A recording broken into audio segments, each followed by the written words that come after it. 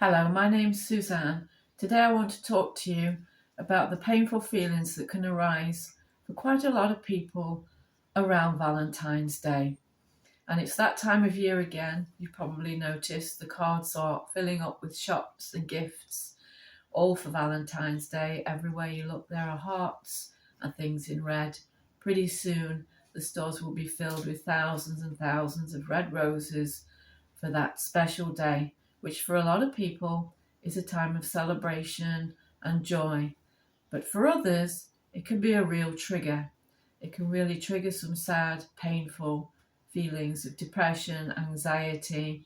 So stick around for the rest of this video because I'm going to explore with you today what some of those feelings might be about if they're around for you. If you're one of those people who actually dread Valentine's Day and wonder what the hell you're going to do on Valentine's Day, then you might find some help in this video. So the first thing we need to look at is what meaning is your mind placing on the fact that you aren't happily partnered by now. Often we have an expectation that by now, this point in my life, I would have always thought that I would have been either in a relationship with a partner, married with children, or engaged, and I'm not. So what does that mean? What does your mind say that means? Because often we think that we need a relationship in order to validate us, to give us value and fundamental worth. But let's just challenge that for a minute, because let me tell you right now that being in a relationship or out of a relationship does not add to or detract from your fundamental worth as a person. You were born fundamentally worthy. You will die fundamentally worthy. What happens between birth and death, whatever happens, does not detract from your fundamental absolute value as a person. So if you get into a relationship, that will not add value to you. If you're not in one, or if that relationship ends, then value will not be detracted from you. You cannot be diminished by whatever happens. Now, historically, there's been a common consensus in society that people have colluded with, often unknowingly. And this has been historically especially true for women, and it may still be now to some degree. I think there is still a bit of a heavier weight on women with regards to this. That if you weren't married by a certain age, that if you don't have kids, that if you're and all the other trappings that go alongside that. But for now, we're just focusing on the relationship bit. Then there's something a bit wrong with you, or that it's never going to happen for you, right? Well, that's not true. It was never true. If you look back in history now, you would never judge a woman who didn't get married from the 19th century or even the 20th century because she wasn't married or remained single, or as they used to condescendingly call it, a spinsterhood. You would not judge someone for that. And why? Because realistically, there was nothing wrong with her. Lives are unpredictable. Things happen or don't happen. That's just the way the world is.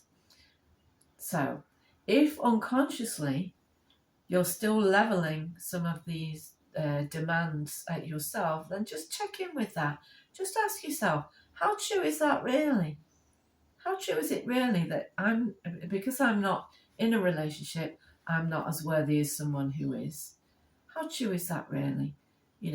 It's not helped by the fact that on social media, people are posting pictures all the time of themselves, posing in, certain situations with their partner, trying to make it look like they've arrived and that they've succeeded. What's that about? What is that about? Because it's not real. It's not a reality. But what it does is it increases the pressure. So we've got internal pressure and we've got external pressure. Now, often these two, internal and external pressure, somehow come together when we start to compare ourselves with people around us. So if you've got siblings or family members, or friends or people at work, colleagues who are married, have kids, engaged, getting engaged, and you're not in the same place, then your mind is likely to compare you, usually negatively, if this is an issue for you. We have this tendency as humans, and I think it's a factor of our socialization, that we compare ourselves with those around us and people that we see in a wider context now, because of the internet and social media and whatever, that we compare ourselves, and we either put other people above or below us on some kind of imaginary vertical scale according to arbitrary characteristics that are completely meaningless in terms of value, fundamental human value, completely meaningless, don't mean anything. But we all kind of collude in this tendency to place people above us or beneath us or on the same level as us, So just watch out as well for that. See if you might be subscribing to that as well. Another factor can be parental pressure, real or imagined. Often we imagine that there's parental pressure when actually there isn't. Often parents only want us to be happy, and they think that if being in a relationship is what's going to make us happy, then that's what they want for us. But then we kind of turn that on its head and think, I'd be making them happy by being in a relationship. The same with children and having children and families. Sometimes parents think that that's what we want and that's what would make us happy.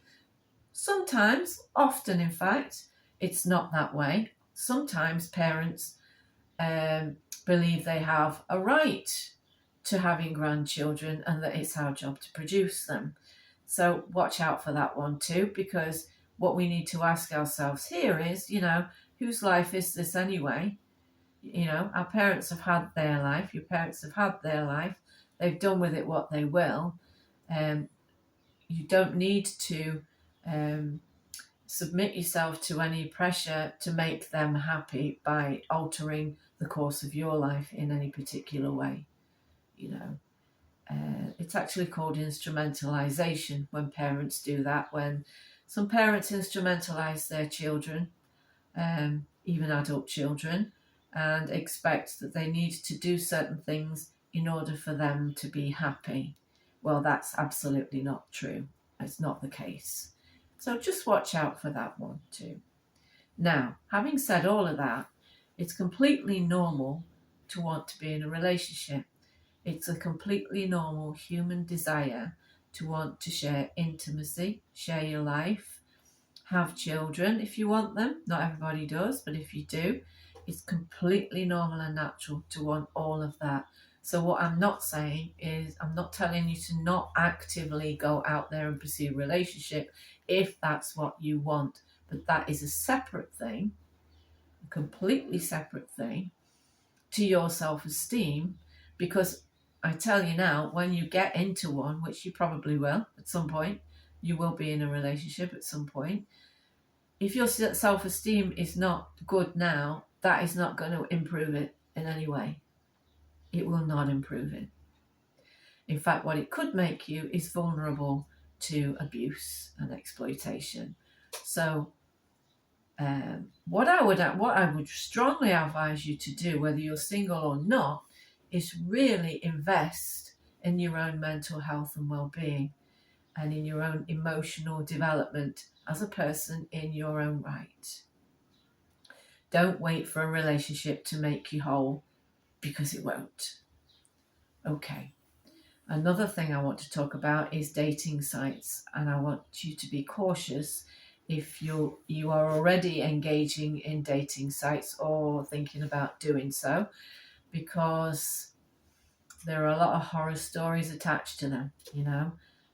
People with low self-esteem are particularly vulnerable, I think, to sexual exploitation, um, being mistreated, badly treated.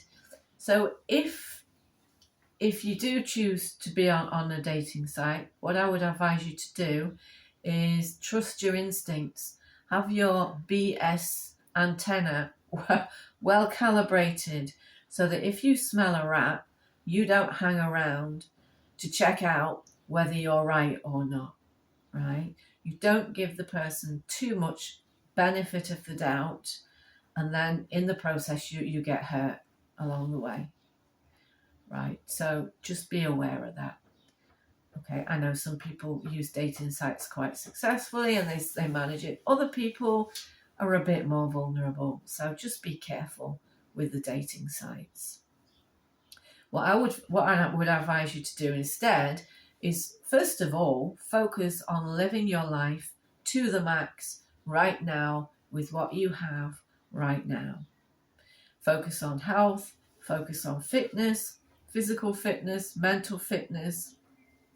Focus on expanding your social circle, physically getting out into the world and meeting as many people as you can. And over time, you will develop more and more friendships, more and more associations with people that you see on a regular basis. A great way is to join some kind of a club or a group where you meet weekly or so, once a week maybe, not to do with relationships and dating, but with a common interest, whether it's a spiritual group, preferably one where there's some time in it that you can talk to each other, not so that it's just so structured from start to finish that you might say hello and goodbye and that's it. Or preferably one where people do actually go for a drink together after the group. That can also be a good way. But where you're meeting people in a natural and normal way, where they're not putting on a false presentation to impress you with the aim to either getting you into bed, or, if they just want sex, or they, whatever, what you want is to see people at their most natural. And if something develops naturally within that, then great. These things take time. That's the other thing about dating sites. You've got no time. You're supposed to meet them once or twice and make a decision. Am I in or not? It's like, it takes a lot longer. It takes longer. For things to happen naturally, it takes longer. Okay, the final thing I want to say is that I really think you should embrace being free. If you're single, right, embrace being free, because you're free to make friends and be on your own timetable, and you're not restricted by the requirements of being in a relationship. You're not restricted by the parameters of monogamy and fidelity. You can make friends with as many people as you want of either sex. Now, let me tell you, when you do finally get into a relationship and get married, you will miss this freedom because it will not go with you. You might still have some, but it's going to be curtailed, because it's very easy for a partner to be triggered by their partner going out and meeting loads of people of the opposite sex, developing friendships, emotional. You can be emotionally intimate with people without being in a relationship with them, actually. Often emotional intimacy does lead to a relationship. But what I'm trying to say is that if you're already in a relationship, that's not really on for you to go and be emotionally intimate and share yourself in that way with other people of whichever sex you're into, right? Because your partner, likely, there might be a few exceptions, but on the whole, in my experience, partners really aren't up for that. And when I've been in relationships, I'm not up for it either. So enjoy your freedom now while you've got it, because you may not always have it. Now, I hope that has helped to give you a different perspective on the up and coming Valentine's Day. And I hope that you find something enjoyable to do and that you put all this nonsense out of your mind and just live your birthright and be happy. Okay, lots of love for now.